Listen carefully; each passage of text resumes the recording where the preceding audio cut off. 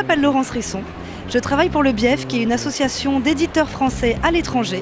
On organise les stands collectifs des éditeurs français sur les salons du livre internationaux pour présenter l'actualité éditoriale au public et aux professionnels étrangers.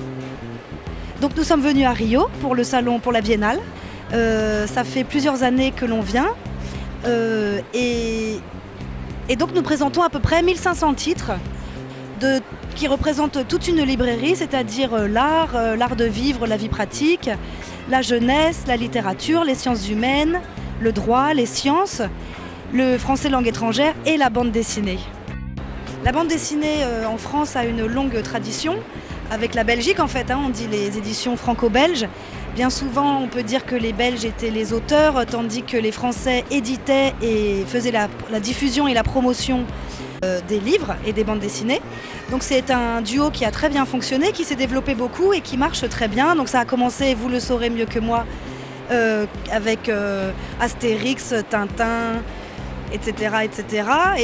Et puis, évidemment, il y a aussi beaucoup de créateurs et de dessinateurs français et qui ont maintenant donné aussi une nouvelle vague à la bande dessinée. Et donc, on peut dire en ce moment qu'il y a, par exemple, beaucoup de biographies.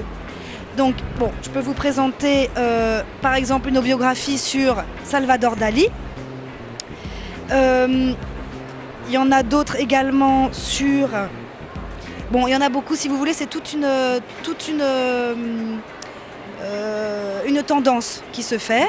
De même que d'adapter en bande dessinée des livres. Alors, par exemple, nous avons ici L'étranger de Camus, qui est un très ancien texte de Camus, qui est très connu, donc il a été adapté en bande dessinée. Nous avons aussi les bandes dessinées historiques. Là, il y en a énormément également. Donc, par exemple, La Douce, alors là, vous le saurez mieux que moi.